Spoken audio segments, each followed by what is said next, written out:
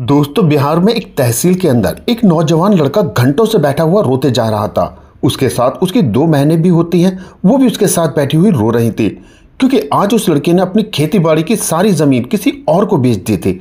इसी बात का उसे गहरा सदमा लगा था। अब वो अपने अंगूठे पर लगी हुई उस स्याही के निशान को देखता, उसे देखकर लगता कि मानो उसका सब कुछ खत्म हो चुका है। तहसील के अंदर बैठे बैठे उन तीनों को सुबह से शाम हो जाती है। तभी एक महिला अधिकारी अपनी ड्यूटी पूरी करने के बाद अपने घर वापस जा रही थी। जब उस महिला अधिकारी की नज़र उन तीनों रोते हुए भाई बहनों पर जाती है तो वो उन्हें अपने पास बुलाती है और उनसे मामले की गंभीरता को समझने की कोशिश करने लगती है। उसके बाद वो उनसे कहती है कि ऐसा करो, तुम तीनों मुझे तहसील के बाहर मिलो। दोस्तों, तहसील के बाहर सड़क पर उनकी फिर से उस महिला अधिकारी से मुलाकात होती है और उसके बाद मैडम उन तीनों को अपनी गाड़ी में बिठाती हैं और अपने घर की तरफ ले जाती हैं। दोस्तों, ये बहुत ही अच्छी और इंटरेस्टिंग कहानी है, एक दिल को छू लेने वाली। आगे क्या होता है उससे पहले हमारी इस वीडियो को लाइक करके आप हमारे इस चैनल को सब्सक्राइब ज़रूर कर लें और वीडियो अच्छी लगे तो हमें कमेंट्स बॉक्स में बताना बिल्कुल भी ना भूलें। दोस्तों, ये कहानी बिहार के बक्सर ज़िले की है। एक लड़का जिसका नाम ओमकार होता है और समय होता है मार्च 2020 का। एक दिन सुबह सुबह एक ब्लैक कलर की स्कॉर्पियो कार उसके घर के सामने आकर रुकती है, जिसमें से 4-5 लोग बाहर निकलते हैं और फिर ओमकार को बुलाकर उस गाड़ी में बैठा कर ले जाते हैं। सच कहूँ तो बैठा क्या लेते हैं, बस समझ लो कि उसे ज़बरदस्ती गाड़ी में उठा के ले जाते हैं और गाड़ी में डालते ही फिर वो लोग तहसील की तरफ गाड़ी को मोड़ देते हैं। वो तहसील पहुँचते हैं और वकील के पास जाते हैं, जहाँ पहले से ही ओमकार की जो 4 बीघे ज़मीन थी उसके कागजात तैयार रखते हैं। बस उस पर ओमकार के दस्तखत और अंगूठे के निशान लगना बाकी रह जाते हैं। दोस्तों, वो दस्तखत कर देता है और अंगूठा भी लगा देता है। इसके बाद आगे आगे वकील और बीच में ओमकार और उसके पीछे वो दबंग लोग रजिस्ट्रार कार्यालय की तरफ बढ़ने लगते हैं। वहाँ जाते हैं तो ऑफिस के अंदर एक बहुत ही तेज तर्रार महिला अधिकारी बैठी हुई थी, जिसका नाम नेहा शर्मा होता है। नेहा शर्मा जो कि एक पीसीएस अधिकारी होती हैं, वो स्वभाव से बहुत ही तेज तर्रार महिला थी, जिनकी उम्र करीब 28 से 30 साल होती है। उनके टेबल पे बहुत सारी फाइलें रखी थी। अब जब उनका नंबर आता है तो ओमकार को अकेले ही वो अंदर बुलाया जाता है। स्नेहा मैम ओमकार से पूछती हैं कि और बताइए ओमकार जी, आपके क्या हाल चाल हैं, आप अपनी ज़मीन क्यों बेच रहे हैं? तो ओमकार कहता है मैडम कुछ दिक्कत चल रही है, इसलिए मुझे बेचनी पड़ रही है। स्नेहा मैम कहती है कि ज़रा हमें भी बताओ वो कौन सी दिक्कत है जिसके चलते हुए तुम ज़मीन बेच रहे हो। ओमकार कहता है कि मैडम न जाने कितने तरह की परेशानियां होती हैं, अब एक हो तो मैं बताऊं। मैडम कहती है क्या ज़मीन बेचने के बाद तुम्हारी जो दिक्कतें और परेशानियां ख़त्म हो जाएंगी? क्या तुम्हें तुम्हारी ज़मीन के पैसे मिल चुके? तो ओमकार कहता है कि जी मैडम, मुझे मेरी ज़मीन के सभी रुपये मिल गए, एक पैसा भी किसी पर उधार नहीं रहा। फिर वो उसके चेहरे को थोड़ा ध्यान से देखती हैं तो उसकी आंखों में आंसू होते हैं। अब मैडम उससे आंखों ही आंखों में इशारा करते हुए पूछती हैं सच सच बताओ क्या बात है? दोस्तों, वो कुछ जवाब नहीं दे पाता, बस उसकी आंखों से कुछ बूंद आंसू के टपक जाते हैं। इसके बाद वो मैडम से कहता है कि मैडम कोई बात नहीं, बस ऐसे ही आंख भर आई है। तो मैडम कहती है कि अच्छा ठीक है, तुम बाहर चले जाओ। और इसके बाद मैडम उन लोगों को बुलाती हैं जिनको ज़मीन खरीदनी थी। तो दोस्तों, वो 4-5 लोग ऑफिस के बाहर ही खड़े हुए थे। मैडम के बुलाने पर उनमें से 2 व्यक्ति ऑफिस के अंदर जाते हैं। मैडम जैसे ही उनकी तरफ देखती है तो एक बार में ही उन्हें पहचान जाती हैं, क्योंकि ये लोग अक्सर महीने या 2 महीने में किसी न किसी की ज़मीन की रजिस्ट्री कराने आते ही रहते हैं। पिछले 6 महीने में उनकी ये 10वीं या 11वीं रजिस्ट्री रही होगी। तो वो अब मैडम के सामने आते हैं तो मैडम उन्हें एक बार में पहचान लेती हैं। मैडम बोलती हैं कि सर कैसे हो आप और कितनी ज़मीन अपने नाम करा के मानोगे? तो वो बोलते हैं कि मैडम से 4 बीघा ज़मीन उस ओमकार के पास, वही बेचना चाहता है तो हम वही लेने आ गए, अगर इससे ज़्यादा होती तो उसके पास तो हम वो भी ले लेते। इतना कहने के बाद वो लोग मुस्कुराने लगते हैं। अब मैडम उनकी तरफ देखती है और फिर कहती है कि क्या आप लोगों ने उसकी ज़मीन के सभी पैसे दे दिए? तो वो लोग कहते हैं कि हाँ मैडम, हमने 1-1 रुपया उसका चुका दिया। फिर वो कहती है कि कुछ पैसा उधार या बकाया तो नहीं रहता? अच्छा ये बताइए आप मुझे कि मोड ऑफ पेमेंट यानी किस किस तरह से आपने उनको पैसे दिए थे? तब वो लोग कहते हैं कि मैडम अगर कायदे से देखा जाए तो अभी हमारा ही पैसा उसकी तरफ निकल रहा है, उल्टा हमारा ही पैसा उन पर उधार है। वो कहते हैं कि अच्छा ठीक है, आप लोग बाहर जाकर बैठ जाइए। फिर वो अपने उस फाइल पे सिग्नेचर करती हैं, उस फाइल को आगे बढ़ा देती हैं। जो उनके साथ में सहकर्मी बैठे होते हैं टाइपराइटर वाले, उसके बाद फाइल को टाइप करने के लिए भिजवा दिया जाता है। अब जैसे ही रजिस्ट्री पक्की हो जाती है और बेनामा उन लोगों के नाम हो जाता है तो सभी लोग वहीं पर जश्न मनाने लगते हैं। तहसील से बाहर आते हैं, मिठाइयाँ खरीदते हैं और एक दूसरे का मुंह मीठा कराने लगते हैं। और इसके बाद कुछ देर हाय हल्ला मचाने के बाद वो अपनी गाड़ी में बैठते हैं और वापस अपने गांव की तरफ चल देते हैं। इधर जो ओमकार होता है वो कार्यालय के बाहर आता है और तहसील के अंदर ही काफ़ी सारे पेड़ लगे हुए थे। वहीं एक पेड़ के नीचे वो बैठ जाता है और वहीं पर आंसू बहाने लगता है, सिसक सिसक के रोने लगता है। अब वो सोच रहा था कि उसका तो सब कुछ लुट चुका है, सभी कुछ खत्म हो गया है। अब वो अपने घर जाए तो जाए कैसे और क्या करेगा घर जाकर। अब जिन लोगों ने ज़मीन अपने नाम कराई थी वो लोग गांव पहुंचते हैं, वहां खूब शोर शराबा मचाते हैं। सभी गांव वाले एक बार में समझ जाते हैं कि आज इन्होंने ओमकार की ज़मीन पक्का अपने नाम करा ली है। तो जो ओमकार की दो बहनें होती हैं वो भी ये सब देख रही थी कि ये लोग तो आ गए लेकिन हमारा भाई अभी तक घर वापस क्यों नहीं आया। अब उन दोनों बहनों की चिंता बढ़ जाती है क्योंकि उनका भाई 3-4 दिन पहले से ही बहुत ज़्यादा डिप्रेशन में था। उसकी बहनों को पता चल जाता है कि ये हमारे भाई की ज़मीन को अपने नाम करवाने के लिए ले जा रहे हैं। तो वो दोनों बहनें भी भाई के साथ जाना चाहती हैं लेकिन वे उसे गाड़ी में डालकर ले गए और वो दोनों वहीं खड़ी रह जाती हैं। अब उन्हें अपनी भाई की टेंशन ज़्यादा होने लगती है तो वो गांव के बाहर जाती हैं और एक टेम्पू या रिक्शा पकड़कर सीधा तहसील पहुंच जाती हैं। ओमकार पेड़ के नीचे बैठा हुआ था जैसे वो पहले बैठा था। अभी वो कुछ सोच रहा था तो ये दोनों बहनें अपने भाई को पुकारती हैं और उसके पास जाकर कहती हैं कि भैया। तो ओमकार अपनी बहनों की तरफ देखते ही एकदम फूट फूट कर रोने लगता है। वो दोनों बहनें भी उसके पास बैठ जाती हैं, उसे दिलासा देती हैं और चुप कराने की कोशिश करती हैं। लेकिन ओमकार की ये हालत देखकर उन दोनों बहनों की आंखों में भी अब आंसू आ जाते हैं और वो सभी लोग फका फक कर रोने लगते हैं। दोस्तों शाम तो पहले ही हो चुकी थी, अब तहसील में गिने चुने लोग बाकी रह गए थे और जो लोग बचे थे वो उन्हें अक्सर रोता हुआ देखते, उनके पास आते, पूछते कि क्या बात हो गई, आखिर तुम लोग रो क्यों रहे हो। बस हमारी ज़मीन बिक चुकी है, हमें उसी का दुख है, इसलिए बस थोड़ा रोना आ रहा है। अब उनकी बातों को सुनकर सभी लोग वहाँ से वापस चले जाते हैं और कहते हैं कि ये तो रोज़ का काम है, ऐसा तो होता रहता है। उसकी बहनें कहती हैं कि भैया घर चलो, शाम बहुत हो चुकी है। लेकिन ओमकार घर जाने का नाम ही नहीं लेता, बस वहीं बैठे बैठे कुछ समय और बीत जाता है। तहसील तो पहले ही बंद हो चुकी थी, तभी जो रजिस्ट्रार मैडम होती हैं जिनका नाम स्नेह शर्मा था वो अपनी गाड़ी में बैठकर अपने घर जा रही थी, जो कि उसी ज़िले में रहती थी और तहसील से कुछ ही दूरी पर उनका घर भी था। तभी उनकी निगाह ओमकार के ऊपर जाती है। रेड कलर की टी शर्ट उसने पहन रखी थी तो वो उसे दूर से ही ओमकार को पहचान जाती हैं और अपने ड्राइवर से कहती है कि ज़रा गाड़ी को साइड में रोको। ड्राइवर गाड़ी को साइड में रोक देता है। मैडम ड्राइवर से कहती हैं कि वो लड़का जो पेड़ के नीचे बैठा हुआ है उसे बुलाकर मेरे पास लाओ। दोस्तों उसके बाद ड्राइवर जाता है और बोलता है कि मैडम आपको बुला रही हैं। दोस्तों वो ड्राइवर के पीछे पीछे और उसकी दोनों बहनें भी मैडम के पास पहुंच जाती हैं। मैडम उनसे पूछते हैं कि क्या बात है ओमकार, तुम ज़मीन को बेचने के बाद अब रो क्यों रहे हो, क्या हुआ तुम्हारे साथ, कोई ज़बरदस्ती या कोई बेईमानी हुई है क्या।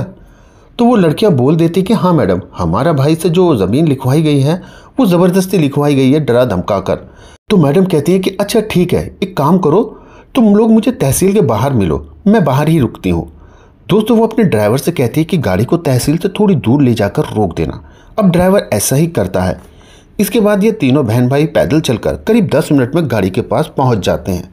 फिर मैडम गाड़ी की खिड़की खोलकर इन तीनों से कहती है कि गाड़ी में बैठ जाओ। दोस्तों ओमकार ड्राइवर के बराबर में और उसकी दोनों बहनें पीछे मैडम के बराबर में बैठ जाती हैं। इसके बाद यहाँ मैडम उन्हें अपने घर, अपने आवास पर ले आती हैं। घर पहुँचने के बाद उन्हें हॉल में बिठाया जाता है। स्नेहा मैडम अपने रूम में चली जाती हैं और कुछ देर के बाद फ्रेश होकर अपने वापस आती हैं और हॉल में ही उनके साथ बैठती हैं। इसी बीच चाय नाश्ता भी आ चुका था।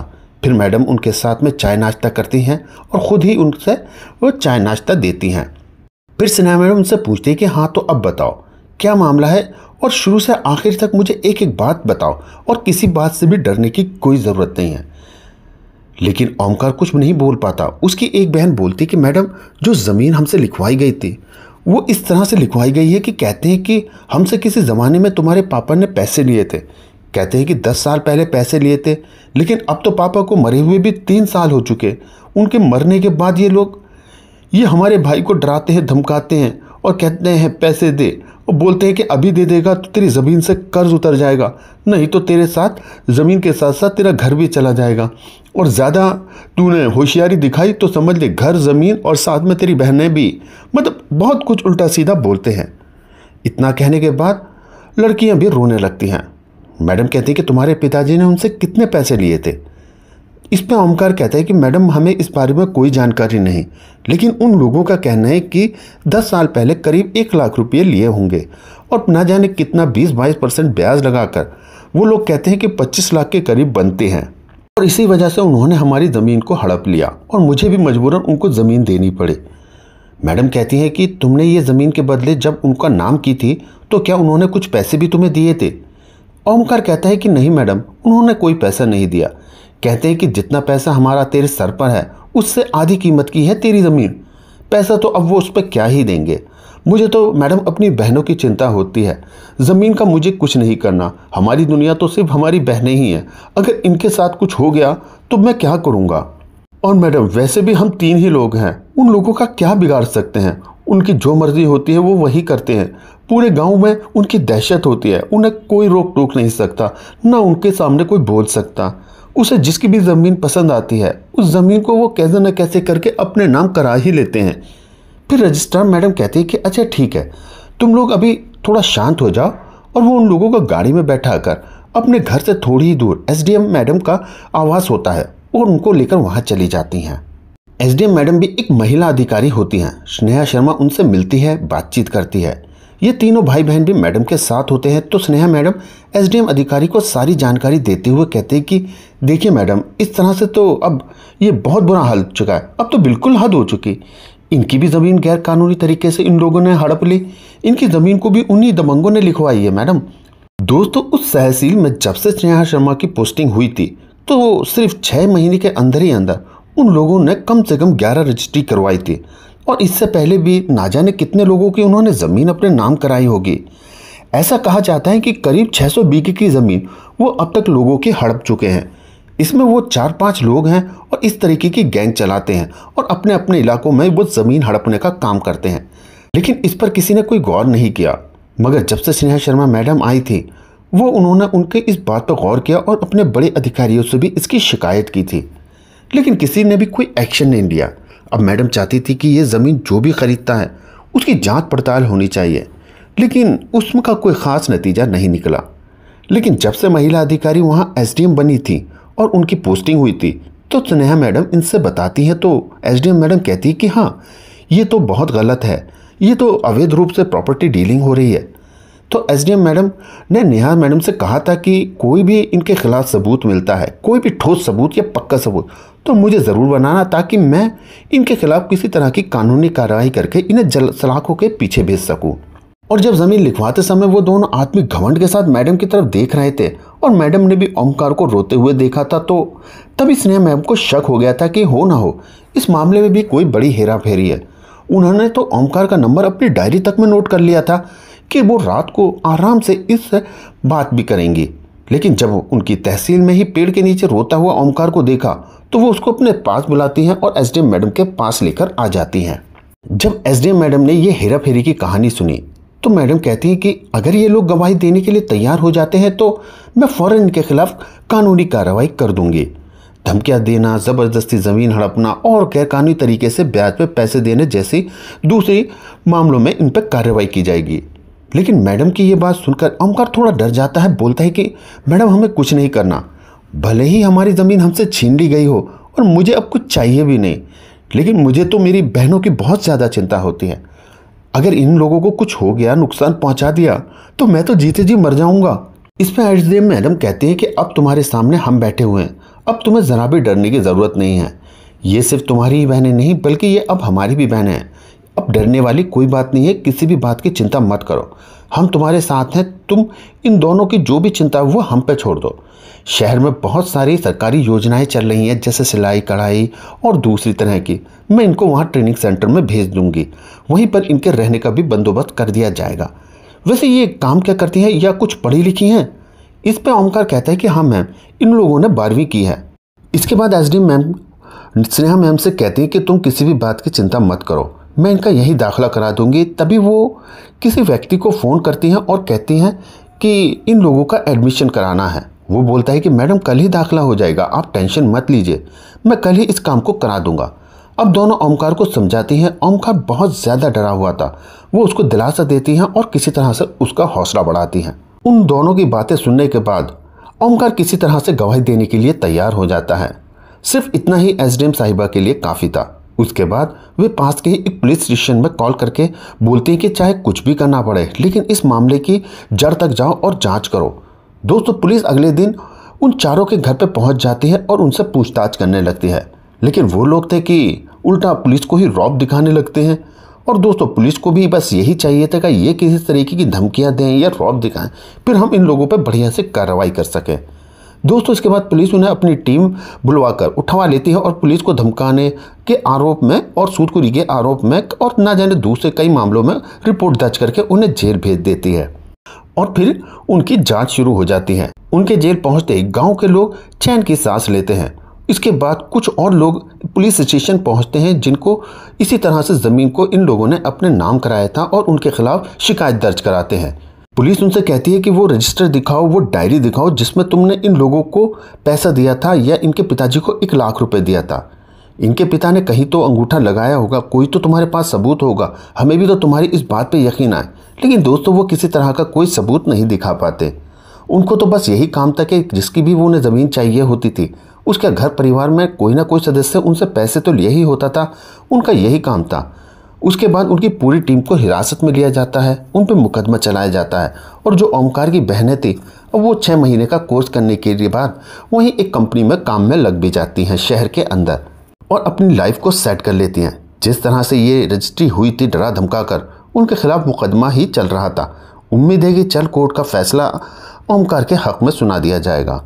तो दोस्तों, ये रहे पीसीएस अधिकारी और एसडीएम अधिकारी की ईमानदारी की मिसाल, जिन्होंने ओमकार को इंसाफ दिलाया, उसकी बहनों की ज़िंदगी संवार दी।